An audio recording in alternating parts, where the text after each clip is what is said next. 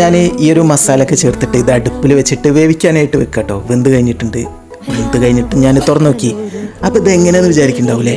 എങ്ങനെയെന്ന് ചോദിച്ചിട്ടുണ്ടെങ്കിൽ എനിക്കും അറിയില്ല കേട്ടോ. കാരണം ഞാൻ ഈ ഒരു വീഡിയോ എടുത്ത് വെച്ചിനി ഫസ്റ്റ് കുക്കിംഗ് സ്റ്റാർട്ടിങ് നാടൻ ചിക്കൻ കറിയാണ്.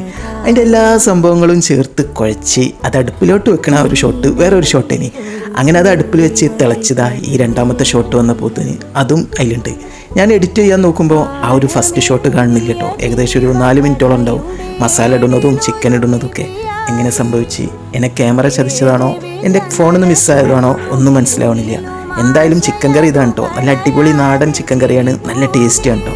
ഇനി ഞാനിത് വേണമെങ്കിൽ പിന്നീട് ഒരു ദിവസം ഈ ഒരു ചിക്കൻ കറി അപ്ലോഡ് ചെയ്ത് തരാം കേട്ടോ.